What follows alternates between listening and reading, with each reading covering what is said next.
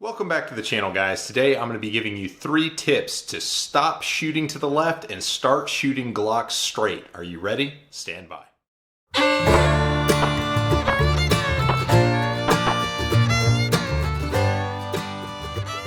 Now, despite what most of the comments on the internet say, the Glock is a decent platform. But if you don't grip them the way they want to be gripped, you're likely shooting to your support side and potentially down. But we can fix that, and it has nothing to do with the Army Marksmanship Unit Marksmanship Training Guide. Now, other more ergonomic handguns will allow you to get away with a mediocre grip more. The Glock has a very steep angle, which is hotly debated as to whether that's a good thing, and a very boxy grip. But those ergonomics are actually a big asset if you grip the gun like I'm about to tell you to. But if you do grip the Glock how they want to be gripped, they turn into absolute fire breathers and they can keep up with almost anything on the range. So if you're ready, here we go. So number 3, you're going to actually wrap your hand around the back of the gun and flag your thumb very high and fold it down kind of like this. Glocks have an indentation right here on the frame, and many people fold their thumbs kind of like that because they want to sink a lot of trigger finger into the trigger guard. And while you can do this and get away with very slow fire and fire maybe inaccurate shot, but most people who hold the gun like this usually have issues shooting to their support side, and it's due to the little air gap that you're creating by folding your thumb like this on the grip tang.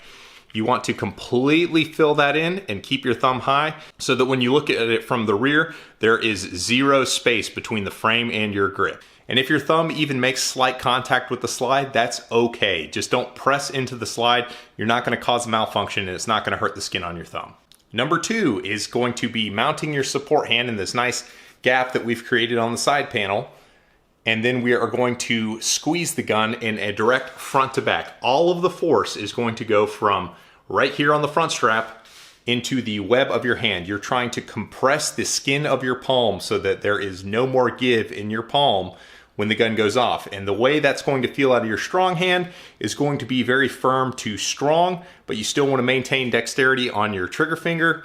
And on your support hand, it's going to feel like you're kind of pushing into the gun with the fat part of your palm and pulling back with your fingers. And you're going to be reinforcing the direction of your strong hand grip, and your left hand is going to basically max out. And if you focus on both hands of putting a good squeeze through your ring and pinky fingers, that's going to help engage the tendons in your wrists and help them to lock out. And that is desired. And the third and final tip is once you have your grip locked on the pistol, you're going to actually press into the back of it. You're going to do that by pushing through your right hand, and that's going to cause your left hand to stay static, which is going to create kind of a push-pull dynamic. You're going to feel the skin on your support hand compress further as well. And once you've done this, you've got a very, very stable grip that is very easy to pull the trigger and have the sights not move. And if you've done everything I asked, at this point, your trigger press is going to begin to matter. But you might have noticed, because you're wrapped so far around the gun, that most people are going to be pulling the trigger with splitting the pad of their trigger finger. It could even be the tip, and that's okay too. And at this point, you can now worry about the Army Marksmanship Guide. But if you don't use this grip, there's a good chance that the guide is basically just white noise in the fact that you've got a bad grip. So before we go any further with the video, go ahead and try what I've just asked you to do. Make sure the firearm is clear, mount the gun like I just told you to,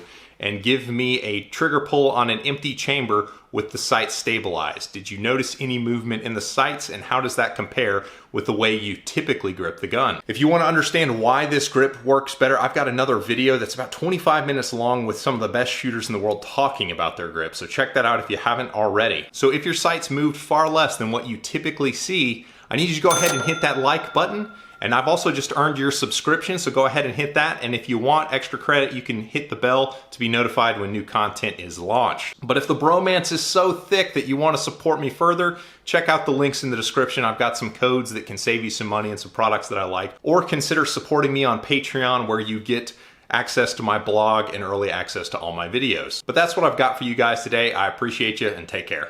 See you guys.